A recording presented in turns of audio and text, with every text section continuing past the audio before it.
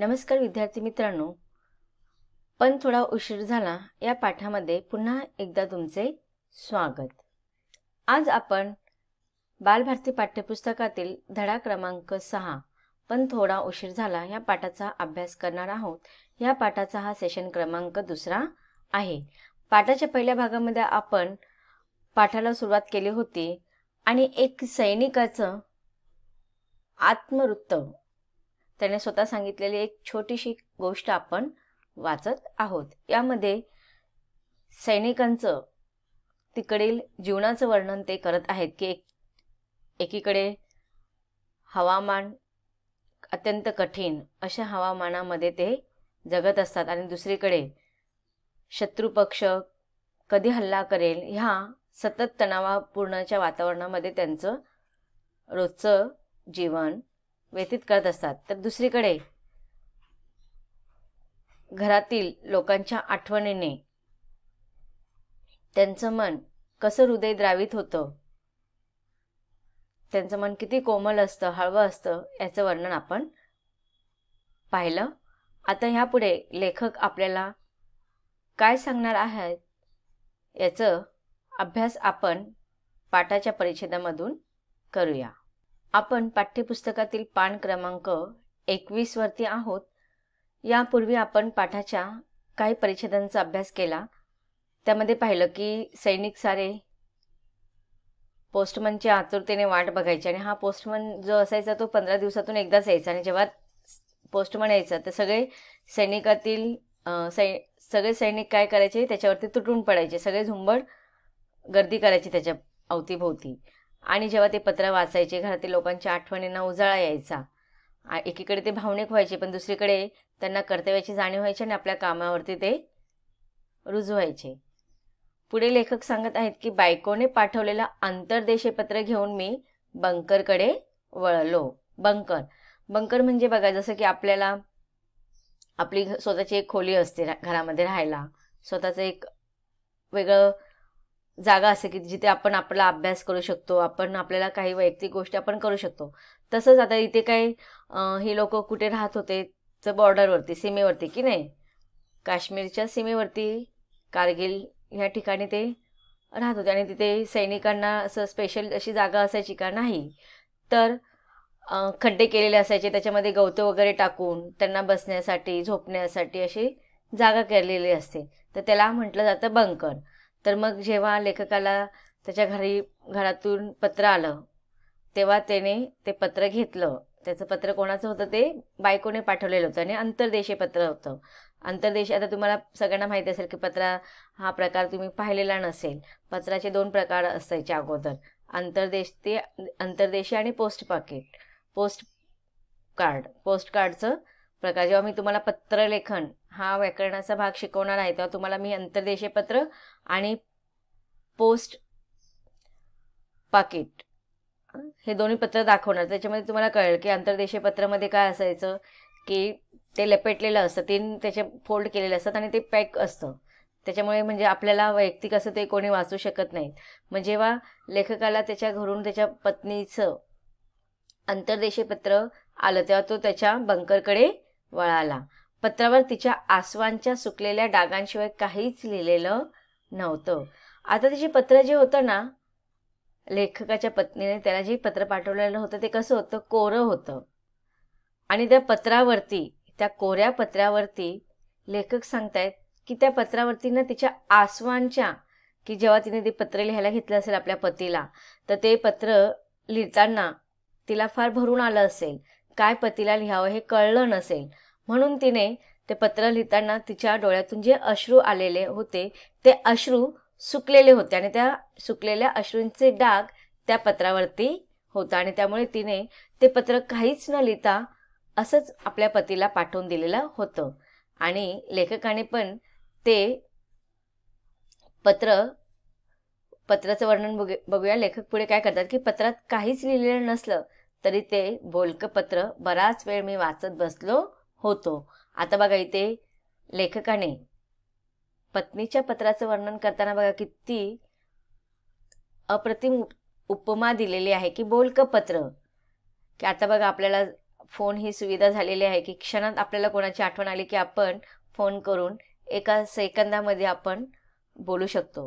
पण त्या काळी जेव्हा पत्र हे लेखकाने जेव्हा हा पाठ लिहिलेला असेल किंवा ज्या वेळेचं हे वर्णन आहे, अजूनसुद्धा बघा काही दुर्गम स्थळी, दुर्गम ठिकाणी फोनांची व्यवस्था नसते, फोन दूरध्वनी यांचं व्यवस्था नसते किंवा कॉम्प्युटर हे काही गोष्टी नसतात. त्यामुळे तिथे ईमेल करणे किंवा आपण प्रत्यक्ष एकमेकांना कॉल करून बोलणे हा प्रकार घडत नाही. तर तिथे पत्रांवरतीच अजून पण गाठीभेटी होत असतात.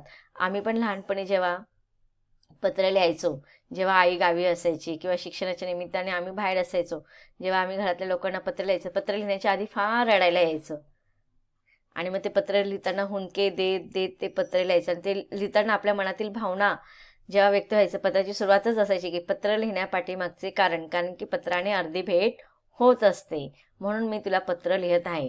माझं आईला पत्र लिहिताना पहिलं हे ठरलेलं वाक्य असायचं की पत्र लिहिण्यापाठीमागचं कारण की पत्राने अर्धी गाठभेट होत असते. कारण की पत्र जेव्हा आपल्यासमोर येतं, आपण जेव्हा वाचतो किंवा लिहिलेलं असतं ते त्याच्यामध्ये आपलं मनातील सगळ्या भावना आपण त्याच्यामध्ये लिहिलेलं असतं. ते वाचताना आपण त्या भावना अजून दाटून येतात, एकवटून येतात. तर तेच गोष्ट इथे लेखकाने आपल्यासमोर सांगितलेलं आहे की लेखकाच्या पत्नीचं जे पत्र आहे त्याच्यामध्ये काहीच मजकूर लिहिलेलं नव्हतं, परंतु तरी पण लेखकाला पत्नीचं ते पत्र बोलकं पत्र वाटतं.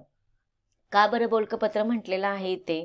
कारण की त्या पत्रावरती तिचे जे आसमानचे सुकलेले जे डाग होते ना, तेच तिच्या मनातील सगळ्या भावना लेखकापर्यंत पोहोचवत आहेत की तिला फार आठवण येत असेल, तिला फार काळजी वाटत असेल, प्रत्येक क्षणाला ती त्यांच्याशिवाय जगते आहे. आज आपण कल्पना करू शकत नाही, आपण आपल्या घरातल्या व्यक्तींशिवाय एक क्षणही राहू शकत नाही. जर आई गावी गेली, वडील काही दिवसांसाठी कुठे गेलेत, तर आपल्याला येता जाता त्यांची आठवण येत असते, आपली भावंडं असतील तर. आणि हे जर पती आणि पत्नीचं नातं तर जगामध्ये सगळ्यात वेगळंच नातं असतं.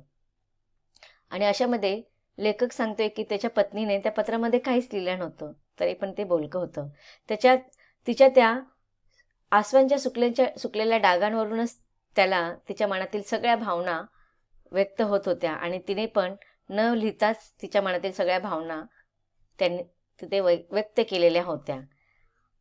घरातील सगळ्या माणसांची तिने, आता त्याच्या आई होती, ती आई कशी असेल, म्हातारी आई होती, ती आजारी असेल, घरातील बहिणी भावंडांना त्याची आठवण येत असेल, वडिलांना त्यांची चिंता लागलेली असेल, ह्या सगळ्या ज्या काही भावना आहेत तिने न बोलताच आपल्या पतीला सांगितलेलं होतं. म्हणून लेखकाने तिच्या पत्नीच्या पत्राला बोलकं पत्र असं म्हटलेलं आहे.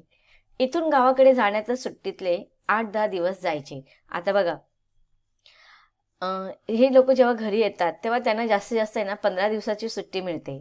त्यामध्ये लेखक सांगतो की 15 दिवसाच्या या सुट्टीमध्ये प्रवासामध्ये येण्या जाण्याचा जो कालावधी असायचा त्यालाच किती दिवस लागायचे, 8-10 दिवस येण्या जाण्या. आता 15 दिवसामध्ये जर 8-10 दिवस प्रवासामध्ये गेले तर उरले किती दिवस, मोजके 4-5 दिवस.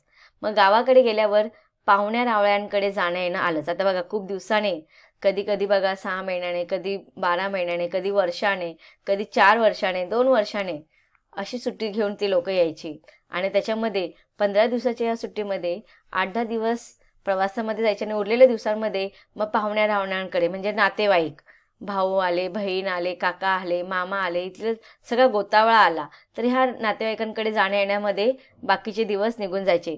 त्यातच बहिणींचे रक्षाबंधन, भाऊबीज त्यांच्या गावी जाऊन साजरी करणं, हे सगळं करता करता परतीचा दिवस कधी उगवायचं हेच उमगायचं नाही. मग बघा, जर बहिणींचं लग्न झालेलं असं, लेखक सांगतायत की त्यांच्या बहिणीचं लग्न झालेलं होतं आणि मग ते बघा दिवाळीच्या सुट्टीमध्ये जात असतील किंवा रक्षाबंधनला जात असतील, भाऊबीज आली, मग बहिणींना भेटायला त्यांच्या गावी जायचं. म्हणजे ते 1-2 दिवस, जे काही 4-5 दिवस असायचे त्याच्यामध्ये 2-3 दिवस असेच निघून जायचे.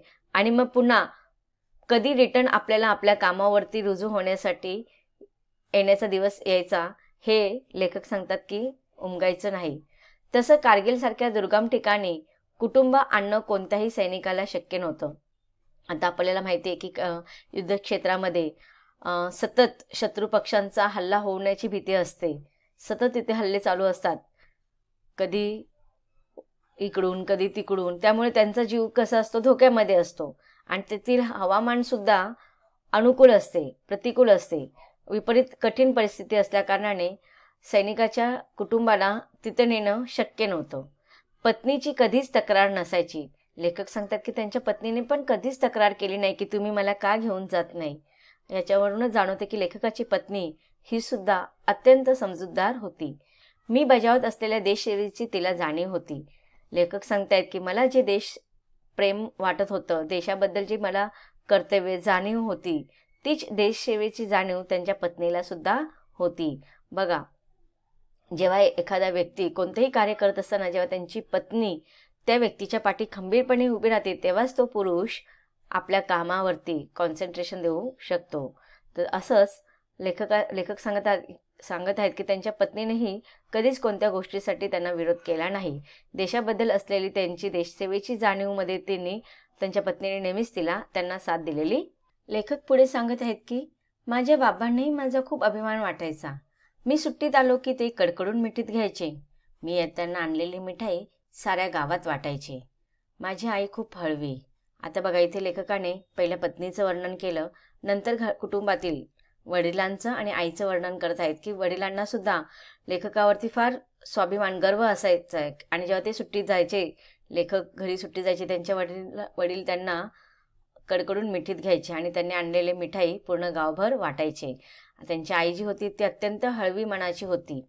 माझ्या पाठीवरच्या बंदुकीच्या गोळीचं व्रण बघून तिनं जे अंथरूण धरलं ते सोडलंच नाही.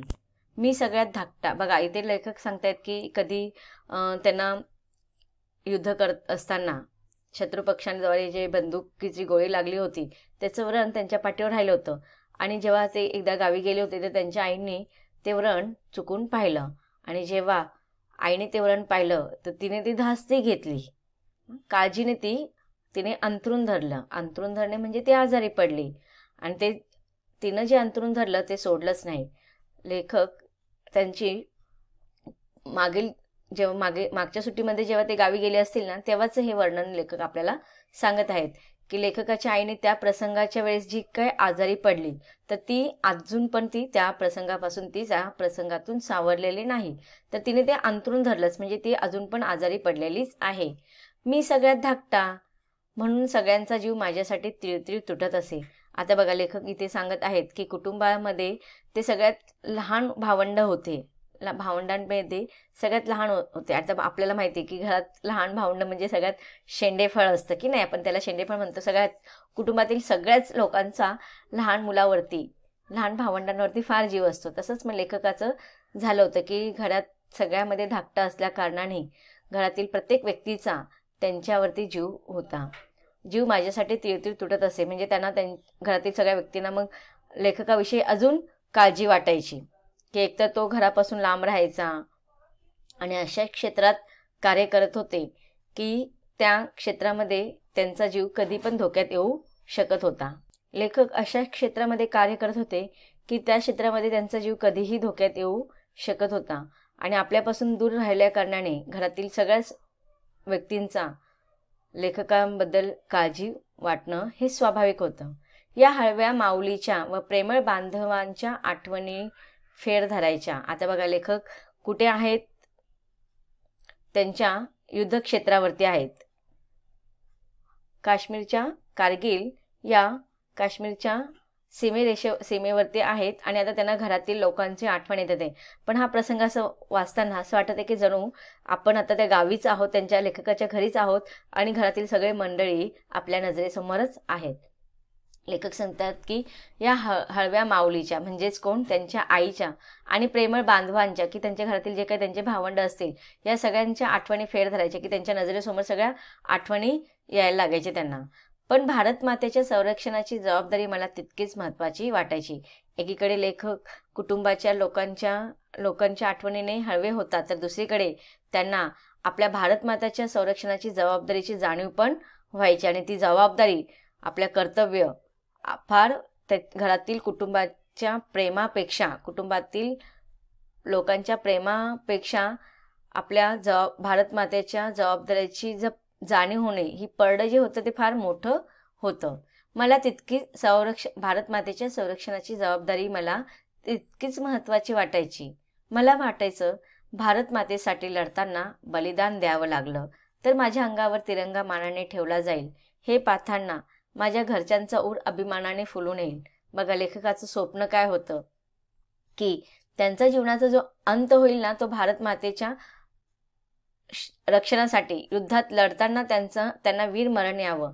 आणि जेव्हा अशा रीतीने त्यांना वीर मरण येईल, तुम्हाला माहिती असेल की आता अजून सुद्धा सुरुवातीलाच मी पाठाच्या सुरुवातीला सांगितलं की अजून सुद्धा आपण बघतो आपल्या आजूबाजूला अशी वीर जवान शहीद होत आहेत. आणि जेव्हा त्यांचं असं वीर मरण होतं, तर त्यांची जी अंत्ययात्रा असते तेव्हा त्यांच्या ज्या शवाला काय केलं जातं, आपल्या तिरंगा, आपल्या ध्वजाने, भारताच्या ध्वजाने लपेटलं जातं. आणि अशा रीतीने त्या शवाचं काय केलं जातं, मान सन्मान केलं जातं. त्यांनी जे स्वतःचं जीवाचं बलिदान देऊन देशाचं रक्षण केलं जातं, त्याच्यासाठी हे त्यांना देशाकडून एक भावना व्यक्त करण्यासाठी की त्यांनी जे वीर मरण पत्करलेलं आहे ते देशाचं देणं लागतात ते, म्हणून त्यांना ते तिरंग्यामध्ये लपेटून त्यांचं ते अंत्यसंस्कार वगैरे केले जातात. मग लेखकाची पण हीच इच्छा आहे की भारत मातेसाठी लढताना त्यांचं बलिदान द्यावं, म्हणजे त्यांना वीर मरण यावं.